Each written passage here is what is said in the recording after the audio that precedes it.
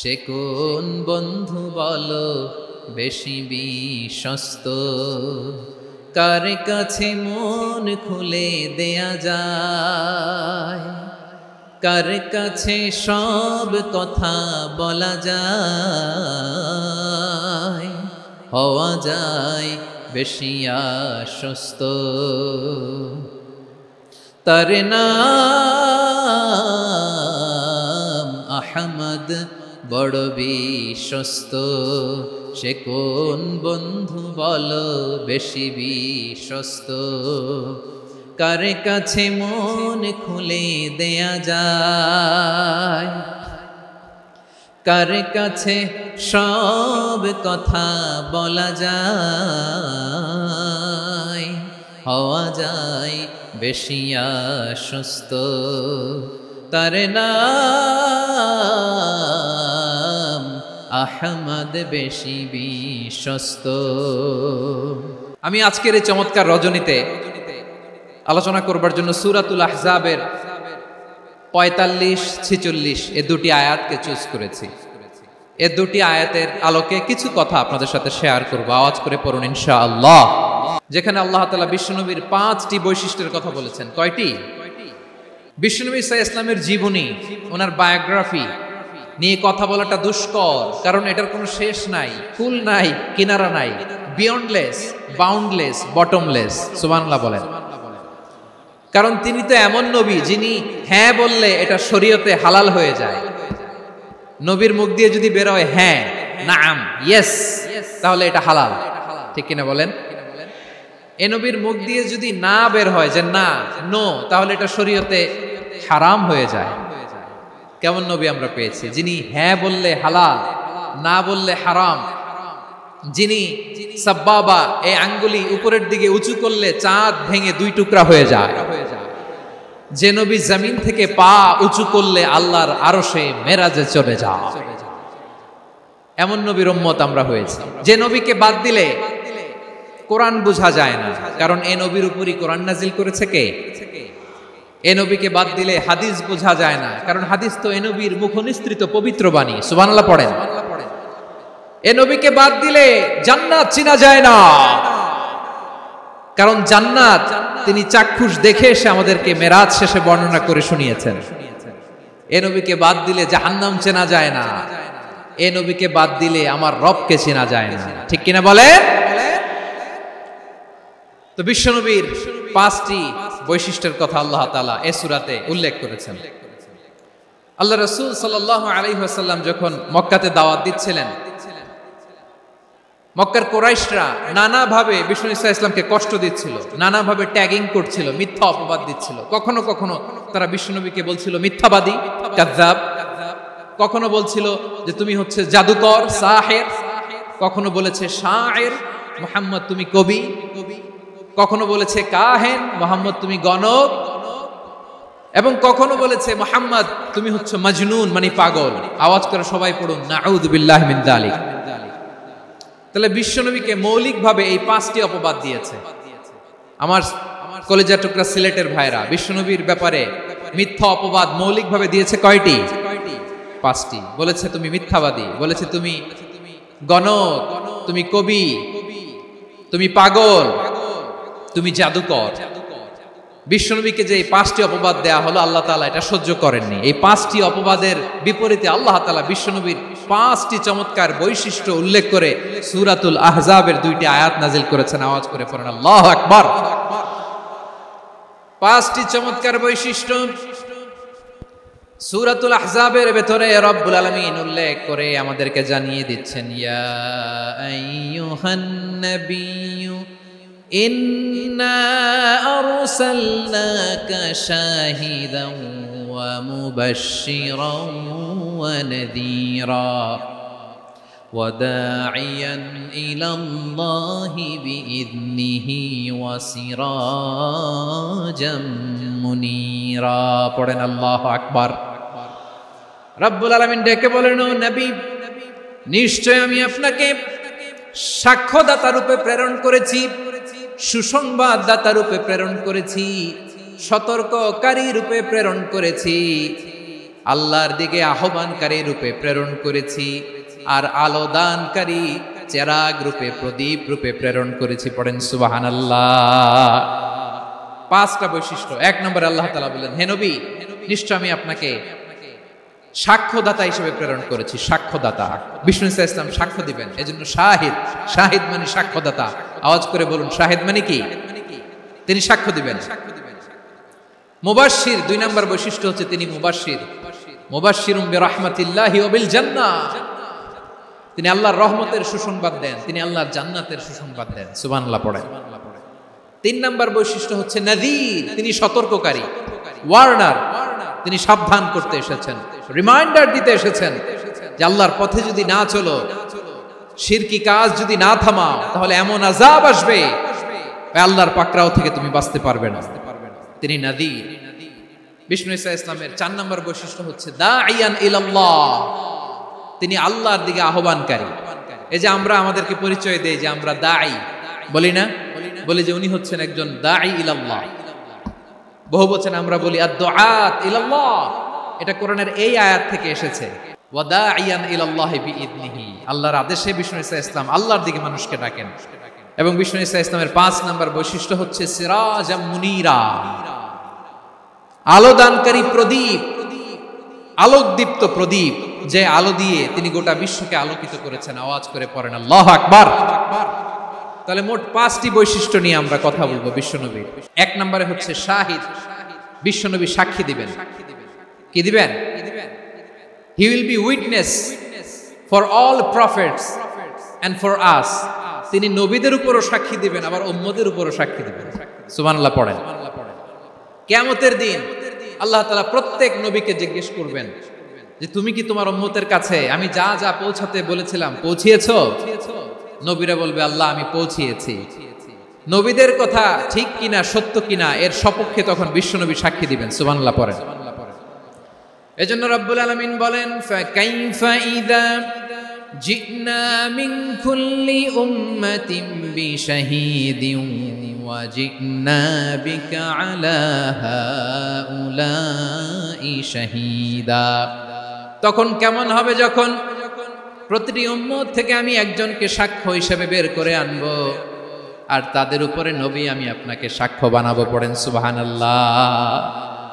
তাহলে সব উম্মতের ব্যাপারে সেই উম্মতের নবীরা সাক্ষ্য দিবে, আর ওই নবীদের উপরে আমাদের নবী বিশ্বনবী সাক্ষ্য দিবেন। সুবহানাল্লাহ পড়েন। এজন্য বিশ্বনবী হচ্ছেন শাহিদ। শাহিদের আরেকটা ব্যাখ্যা হচ্ছে বিশ্বনবী সাল্লাল্লাহু আলাইহি ওয়াসাল্লাম আমাদের সাক্ষীর উপরে তিনি সাক্ষী দিবেন। তিনি নবীদেরও সাক্ষী, আবার আমাদের উপর, উম্মতের উপরও সাক্ষী। সুবহানাল্লাহ পড়েন। রব্বুল আলামিন বলেন, وَكَذَلِكَ جَعَلْنَاكُمْ أُمَّةً وَسَطًا لِتَكُونُوا شُهَدَاءَ عَلَى النَّاسِ وَيَكُونَ الرَّسُولُ عَلَيْكُمْ شَهِيدًا।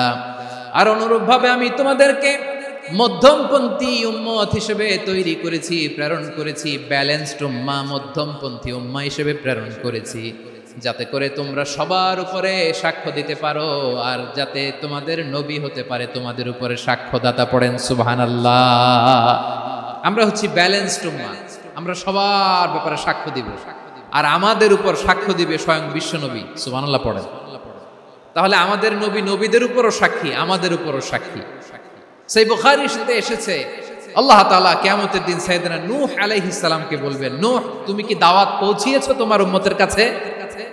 নূহ আলাইহিস সালাম বলবেন, হ্যাঁ আমি পৌঁছিয়েছি। এবার নূহের উম্মতকে আল্লাহ জিজ্ঞেস করবেন, এই নূহের উম্মতেরা, তোমাদের নবী নূহ কি দাওয়াত পৌঁছিয়েছে? নূহের উম্মত বলবে, না আল্লাহ, আমাদের কাছে কোনো সতর্ককারী আসে নাই, কোনো নবী টবি আসে নাই, কোনো দাওয়াতও আমরা পাই নাই, আপনারাও চিনি নাই, জান্নাতও চিনি নাই, জাহান্নামও চিনি নাই। নূহ আলাইহিস সালাম বিপদে পড়ে যাবেন। তখন আল্লাহ বলবেন, নূহ তুমি বললা পৌঁছিয়েছো, তোমার উম্মত বলে কিছু পায় নাই। নূহ তোমার কি কোনো সাক্ষী আছে? তোমার কথা আর তোমার উম্মতের কথা তো মিলে না। তুমি বললা তুমি আমার নির্দেশনা দাওয়াত পৌঁছে দিয়েছো, কিন্তু তোমার উম্মত বলে পায় নাই। নূহ তোমার পক্ষে কোনো সাক্ষী আছে? নূহ আলাইহিস সালাম বলবেন, আছে। কে? উম্মতে মুহাম্মাদী। তখন আমরা বলবো, আল্লাহ, আল্লাহর নবী নূহ আলাইহিস সালাম তিনি আপনি যা যা বলেছেন ঠিক তা তার উম্মতের কাছে পৌঁছে দিয়েছে। এবার নূহের উম্মতের সাথে আমাদের ঝগড়া লাগবে, তারা বলবে তোমরা আসছো আমাদের হাজার হাজার বছর পরে, তোমরা কি করে জানলা? তোমাদের সাক্ষী ধর্তব্য হবে না?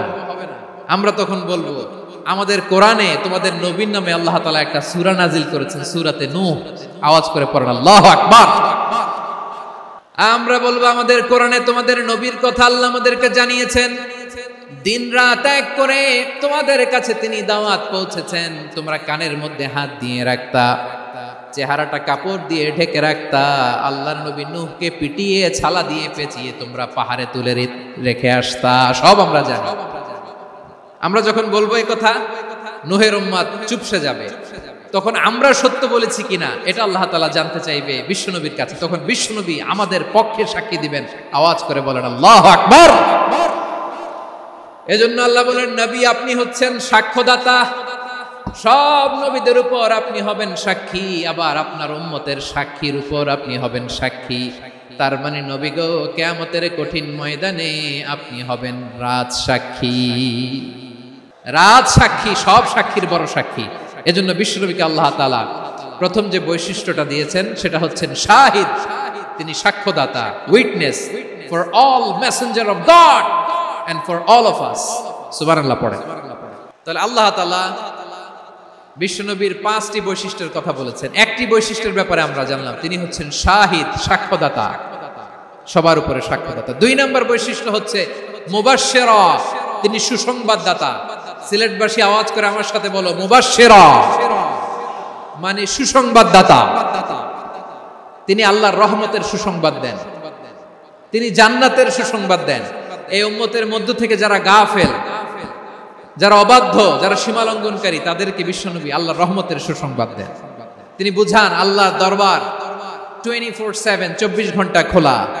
আপনি যত বড় পাপী হন, আপনি যতই অন্যায় করেন না কেন, আল্লাহর রহমতের দরিয়া, আল্লাহর রহমতের দরজা আপনার জন্য খোলা আছে না নেই? জায়নামাজটা বিছিয়ে দেন, চোখের পানি ছেড়ে দেন, 2 রাকাত নামাজ পড়ে সেজদায় লুটিয়ে পড়ে কাঁদেন। যত গুনাহ আপনার হোক না কেন, আপনার গুনাহ মাফ করে কবুল করে নিবে কে? যারা প্র্যাকটিসিং, যারা ঈমানদার, তাদেরকে বিশ্বনবী জান্নাতের সুসংবাদ দেন। আওয়াজ করে পড়েন সুবহানাল্লাহ। এজন্য রব্বুল আলামিন বিশ্বনবীর পরিচয় অন্য আয়াতে এভাবে তুলে ধরেন, ওয়ামা আরসালনাকা ইল্লা কাফাতান লিন-নাসি বাশীরাও ওয়া নাযীরা। নবী হে, আমি গোটা জগৎবাসীর জন্য আপনাকে সুসংবাদদাতা এবং সতর্ককারী করে জমিনে প্রেরণ করেছি। মুবাশশিরাম বিল জান্নাহ, তিনি জান্নাতের সুসংবাদ দেন, তিনি আশা জাগান। নবীর কথা শুনলে মানুষ বুকে আশা ফিরে পায়। আমার নবী কাউকে হতাশ করেন না, হতাশা বিশ্বনবীর ডিকশনারিতে নাই। তিনি মানুষকে আশাবাদী করে তোলেন। বিশ্বনবীর কথা শুনলে মানুষের হৃদয় নরম হয়, তারা আশা ফিরে পায়। বিশ্বনবীর মুখ নিঃসৃত পবিত্র প্রতিটি কথাই আশা জাগানিয়া। সুবহানাল্লাহ পড়েন। আপনি প্রিয় নবীর মুখ নিঃসৃত বাণীগুলো পড়েন, কথামালাগুলো শোনেন, দেখবেন আশা পাবেন, বুকে আশা পাবেন, ভালোবাসা পাবেন। কারণ তিনি এমন সত্তা, এমন পার্সোনালিটি, তার কথা শুনলে হৃদয় নরম হয়ে যায়। মনে হয় হৃদয় খুলে তারে দিয়ে দেই, সব কথা যেন তারে বলা যায়। আওয়াজ করে বলেন ঠিক কিনা? সে কোন বন্ধু বলো বেশি বিশ্বস্ত, সে কোন বন্ধু বলো বেশি বিশ্বস্ত, কার কাছে মন খুলে দেয়া যায়, কার কাছে সব কথা বলা যায়, হওয়া যায় বেশি আশ্বস্ত। তার নাম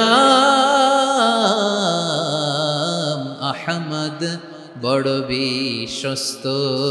সে কোন বন্ধু বলো বেশি বিশ্বস্ত, কার কাছে মন খুলে দেয়া যায়, কার কাছে সব কথা বলা যায়, হওয়া যায় বেশি আশ্বস্ত। তার নাম আহমদ বেশি বিশ্বস্ত।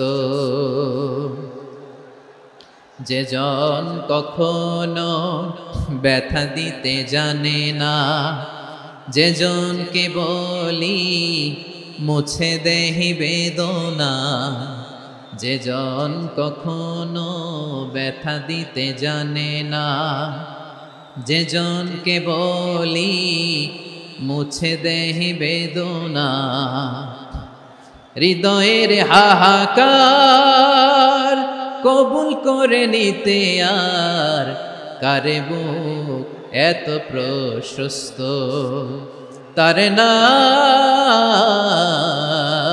আহমদ বেশি বিশ্বস্ত। প্রিয় ভাইরা, বিশ্বনবী তিনি মানুষের হৃদয়ে আশা জাগান। আমরা মানুষকে ভয় দেখাই, আমরা ইসলামকে এমন কঠিন ভাবে উপস্থাপন করি, মানুষ ভয় পেয়ে যায়। বিশ্বনবী মানুষকে ভয় দেখাতেন না, তিনি আশা দিতেন, ভরসা দিতেন। কানা রাসূলুল্লাহ সাল্লাল্লাহু আলাইহি ওয়াসাল্লাম ইযা বাআসা আহাদান মিন আসহাবিহি ফি আমরিহি কানা ইয়াকুল বাশশিরু ওয়ালা তুনাফিরু ইয়াসসিরু ওয়ালা তুআসসিরু। কাউকে কোনো দায়িত্ব দিয়ে পাঠালে সাহাবাদেরকে তিনি বলে দিতেন প্রত্যেককে যে বাশশিরু ওয়ালা তুনাফিরু, মানুষকে সুসংবাদ দিও, দিন থেকে ভাগিও না, সহজভাবে ইসলামকে উপস্থাপন করো, ইসলামের শিক্ষাটাকে জটিল করে উপস্থাপন করো না। সুবহানাল্লাহ, কত চমৎকার, কত সুন্দর আমাদের ধর্ম। তিনি বলেছেন সহজ করো, কঠিন করো না, সুসংবাদ দাও, মানুষকে দিন থেকে ভাগিও না। সুবহানাল্লাহ বলেন। তাহলে বিশ্বনবী মানুষকে জান্নাতের সুসংবাদ দিয়েছেন। He was the bearer of glad tidings, জান্নাতের সুসংবাদদাতা। তিনি এমন ভাবে জান্নাতের নাজ নেয়ামতের চিত্রায়িত করেছেন, উপস্থাপন করেছেন, সাহাবাদেরকে তিনি জান্নাতের পাগল বানিয়ে ছেড়েছেন। পড়েন সুবহানাল্লাহ। আমরা তো টাকার পাগল, ক্ষমতার পাগল, দাপটের পাগল। বিশ্বনবীর সাহাবারা ছিলেন আল্লাহর জান্নাতের পাগল। কিসের পাগল? আমরাও আল্লাহর জান্নাতের পাগল হতে চাই কি চাই না? বিশ্বনবী সাহাবাদেরকে জান্নাতের পাগল বানিয়েছেন। বদরের ময়দানে এই পাশে কোরাইশ, এই পাশে মুসলমানেরা। বিশ্বনবী জালামাই ভাষণ দিলেন, বললেন কুমু ইলা জান্নাতিন আরদুহাস সামাওয়াতি ওয়াল আরদ উইদ্দাত লিল মুত্তাকিন। আমার সাহাবারা, ওই জান্নাতের দিকে ছোট, যেই জান্নাত আকাশ জমিন বিস্তৃত। তোমরা দেখতে পাচ্ছ এটা বদরের ময়দান না, এটা আল্লাহর জান্নাত। আওয়াজ করে পড়েন আল্লাহু আকবার। বিশ্বনবী বললেন ছোট এই জান্নাতের দিকে, যে জান্নাতের বিস্তৃতি আকাশ জমিন বিস্তৃত।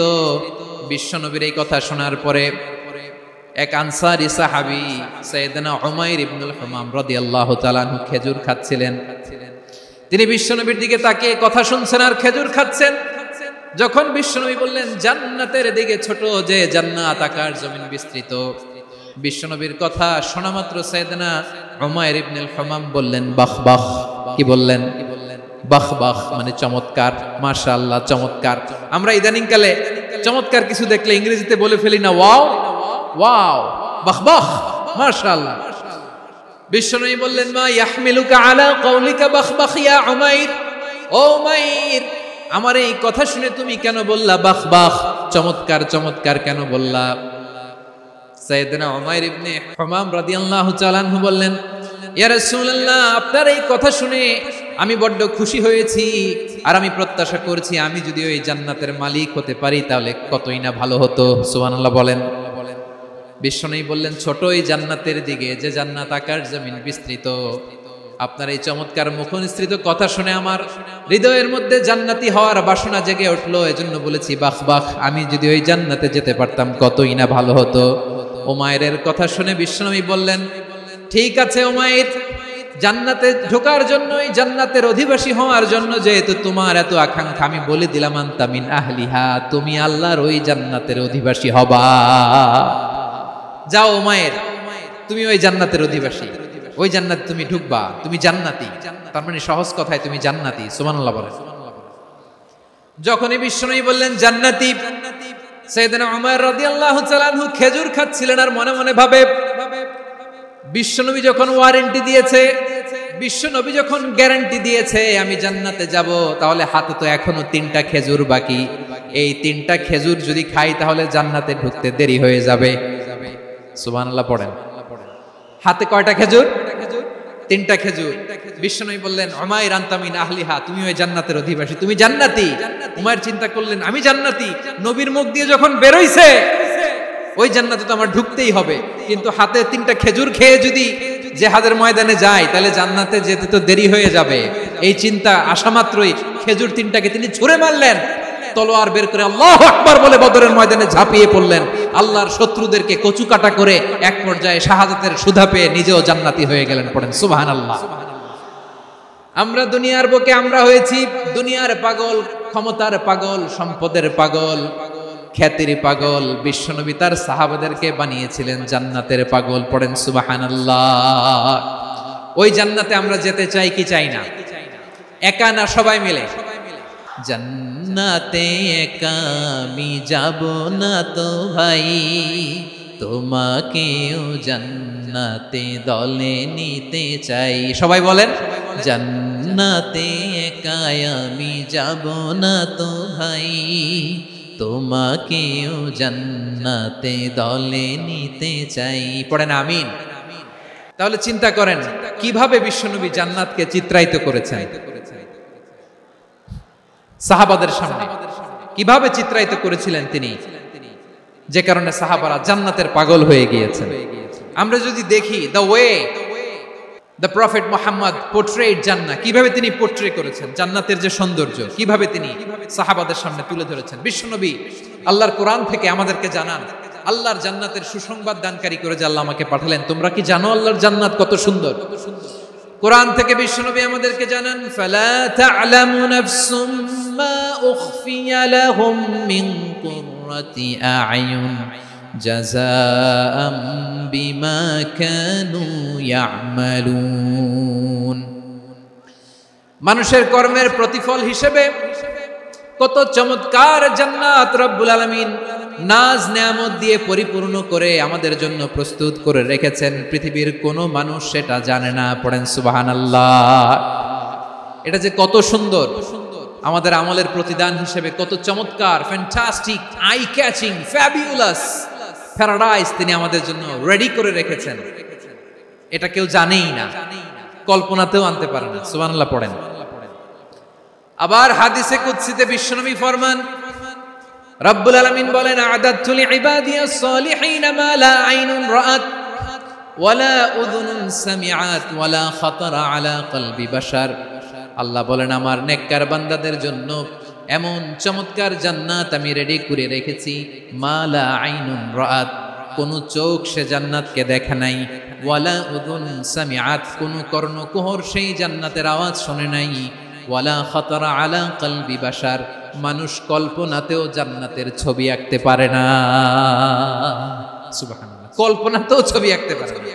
পৃথিবীর যত বিখ্যাত বিখ্যাত ডিজাইনাররা আছে সবাইকে একসাথে বসিয়ে যদি আমরা বলি জান্নাতে যে চেয়ারের মধ্যে আমরা বসবো এই চেয়ারের একটা ডিজাইন করেন, তো কোটি কোটি ডিজাইনকে একসাথে করা হলেও জান্নাতের একটা চেয়ারের ডিজাইন হবে না। কেমন জান্নাতে আমরা যাব? বিশ্বনবী কিভাবে জান্নাতকে আমাদের সামনে চিত্রায়িত করেছেন, পোর্ট্রে করেছেন। তিনি বলেছেন জান্নাতীরা যখন জান্নাতে ঢুকবে ফেরেশতারা জান্নাতীদেরকে বলবে ওয়া ইন্না লাকুম আন তাসিহু ফালা তাসকামু আবাদা, ও জান্নাতীরা তোমরা আজীবন সুস্থ থাকবা, কোনোদিন অসুস্থ হবা না। সুবহানাল্লাহ বলেন। আচ্ছা আজকের এই মাহফিলে যারা এসেছেন কোনোদিন অসুস্থ হন না এরকম কে কে আছেন? হাত তুলেন তো দেখি। ফেরেশতারা বলবে ওয়া ইন্না লাকুম আন তাসিহু ফালা তাসকামু আবাদা, এটা এমন জান্নাত চিরকাল সুস্থ থাকবা, কোনোদিন অসুস্থ হবে না। সুবহানাল্লাহ বলেন। ওয়া ইন্না লাকুম আন তাহইয়াউ ফালা তামুতু আবাদা, তোমরা অমর হবা, মৃত্যু তোমাদের স্পর্শ করবে না। সুবহানাল্লাহ। অমর হওয়ার জন্য আমরা কত কিছু করি, জান্নাতে গেলে অমর হওয়া যাবে। ওয়া ইন্না লাকুম আন তাশিব্বু ফালা তাহরামু আবাদা, তোমরা চির যুবক থাকবা আর বার্ধক্য তোমাদের স্পর্শ করবে না। সুবহানাল্লাহ বলেন। এই দুনিয়ার সুখ আনন্দকে নষ্ট করে দেয় বার্ধক্য। মানুষ বুড়ো হতে চায় না।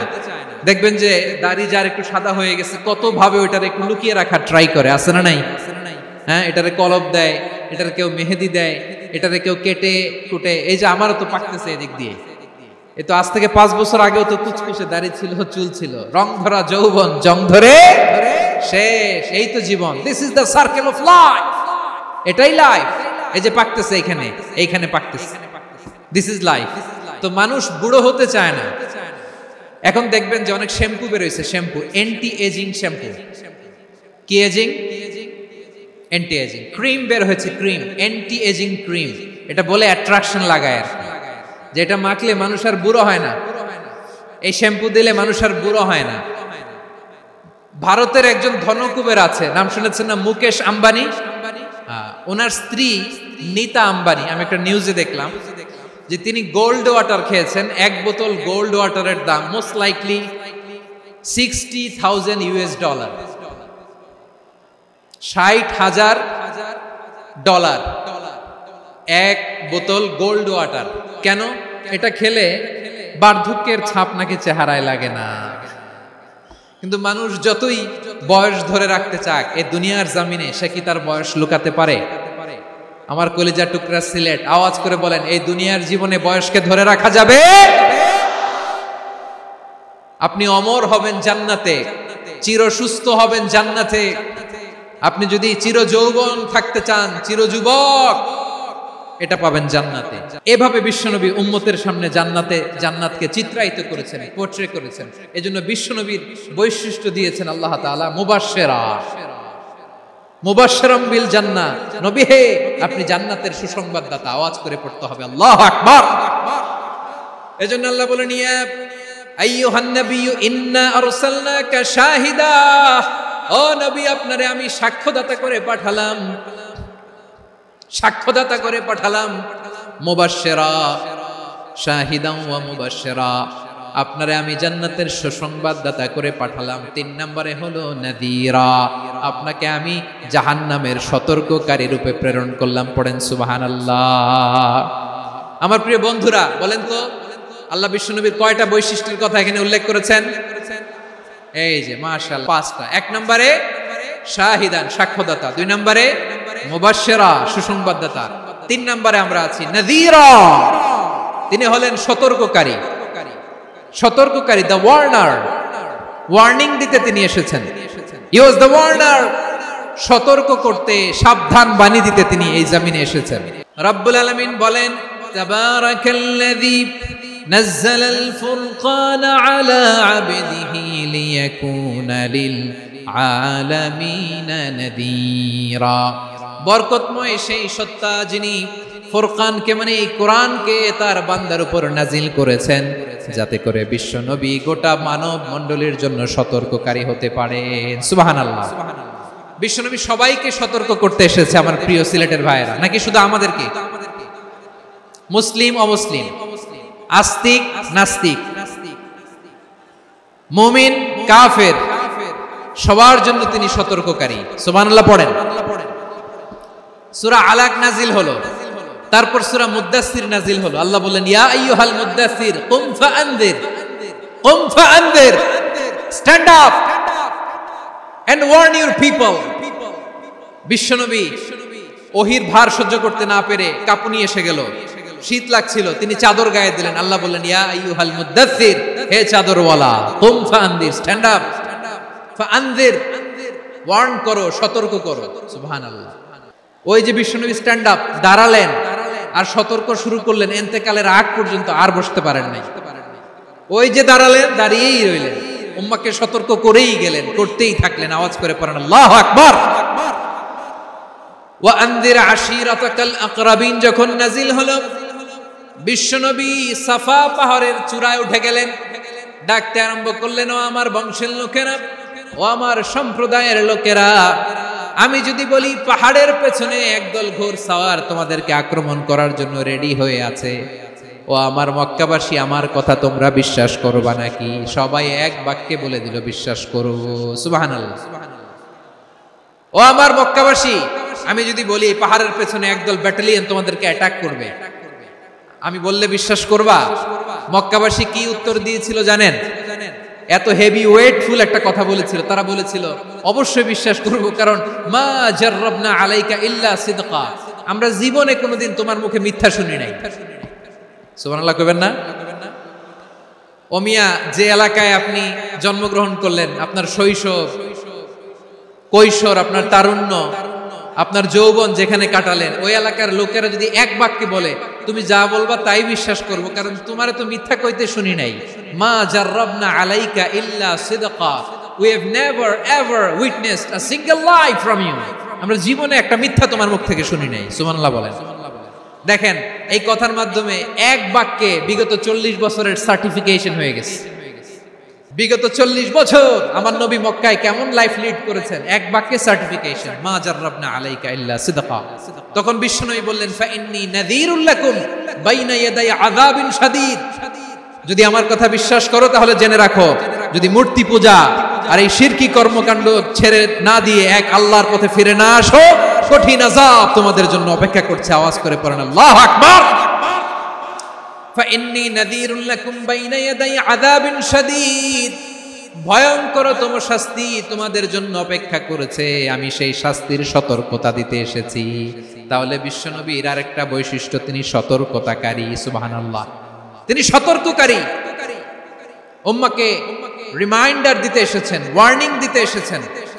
আবার জাহান্নামীরা যখন জাহান্নামে যাবে, ফেরেশতারা ডেকে বলবে, ও কপাল পোড়া জাহান্নামীরা, জাহান্নামে কেন ঢুকলা? দুনিয়ার বুকে কি তোমাদেরকে সতর্ক করার জন্য কেউ আসে নাই? কুল্লামা উলকিয়া ফিহা ফাউজুন সাআলাহুম খাযানাতুহা আলাম ইয়াতিকুম নাযীর। সুবহানাল্লাহ পড়েন। আলাম ইয়াতিকুম নাযীর, কোন সতর্ককারী আসে নাই? বিশ্বনবী নাযীর হয়ে, সতর্ককারী হয়ে পৃথিবীতে আসলেন। তিনি জাহান্নামের ব্যাপারে উম্মাহকে সতর্ক করেছেন। জান্নাতকে যেমনি তিনি চমকপ্রদ ভাবে উম্মার সামনে পোট্রে করেছেন, চিত্রায়িত করেছেন, ঠিক অনুরূপ ভাবে ভয়ঙ্কর জাহান্নামকেও তিনি এই উম্মার সামনে পোট্রে করেছেন। জাহান্নামকে কিভাবে বিশ্বনবী উম্মার সামনে পোট্রে করলেন, চিত্রায়িত করলেন? জান্নাতের নাজ নেয়ামতের কথা শুনে, জান্নাতের ফিচার শুনে যেমনি জান্নাতে যাওয়ার ব্যাপারে আমরা উদ্বেলিত হয়েছে, উচ্ছ্বসিত হয়েছি, জাহান্নামের কথা শুনলে কিন্তু আমাদের কলিজা কেঁপে উঠবে। কিভাবে বিশ্বনবী পোট্রে করলেন? বিশ্বনবী বলেন, নারুকুম হাদিহিল্লাতি ইউকিদু ইবনু আদম জুজউন মিন 70 জুজআন মিন হাররি জাহান্নাম। ও আমার উম্মতেরা, তোমরা যে রান্নাঘরে যে আগুন দিয়ে রান্না করো, তোমরা কি ভেবেছো জাহান্নামের আগুন ওই রান্নাঘরের আগুনের মতো না? আপনারা কিচেনে যে রান্না করেন, রান্নাঘরের আগুন আর জাহান্নামের আগুন তো একই না? সিলেটের ভাইরা বুঝে থাকলে উত্তর দেন।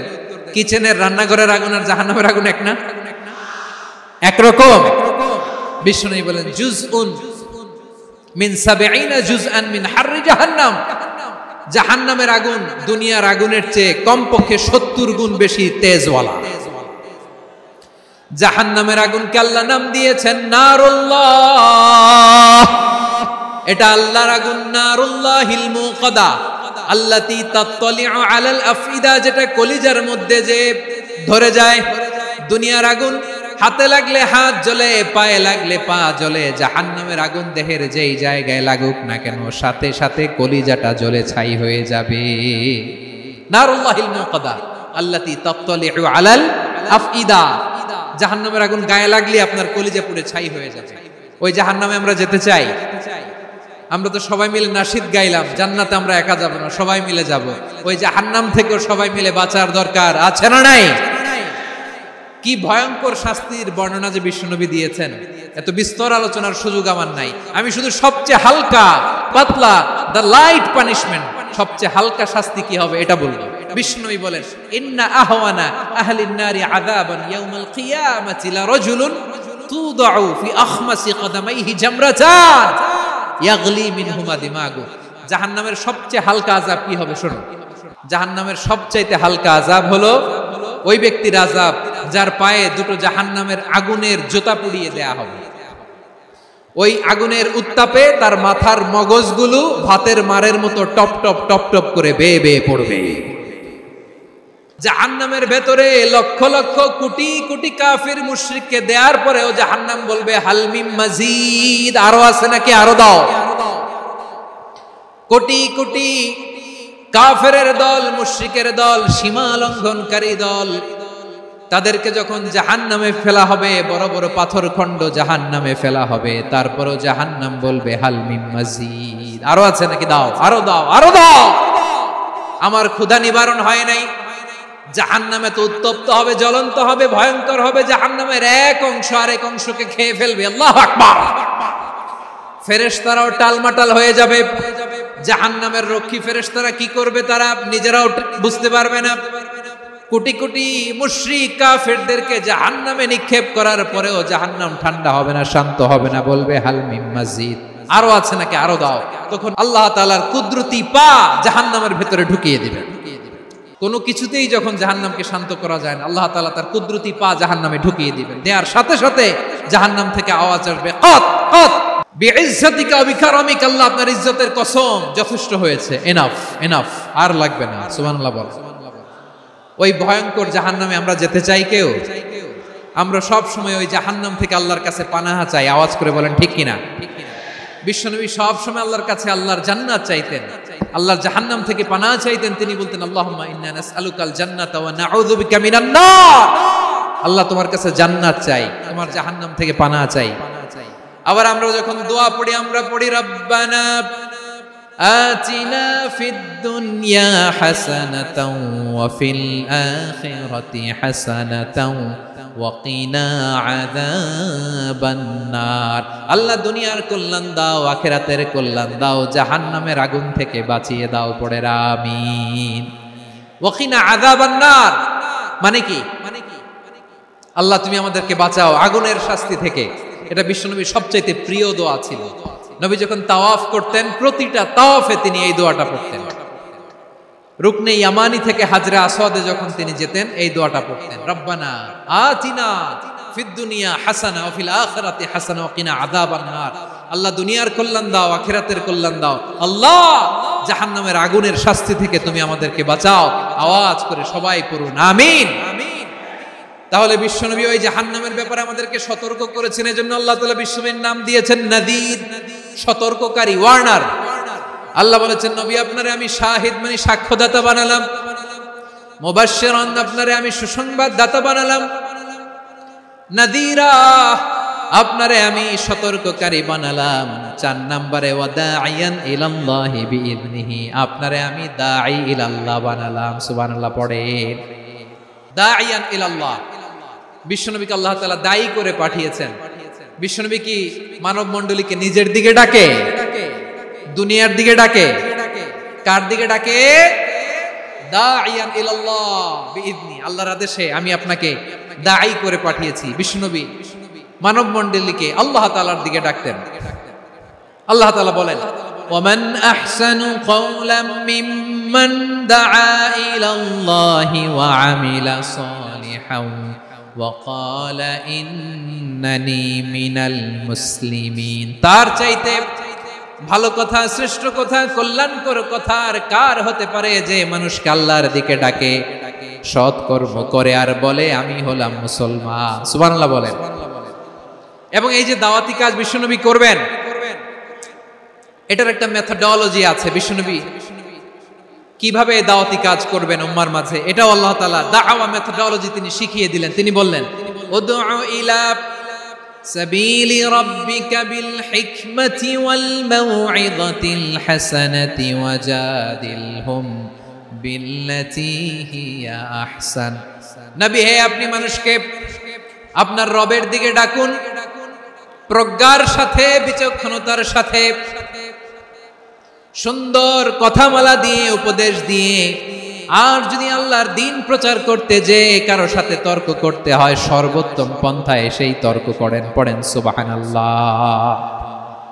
প্রিয় ভাইরা,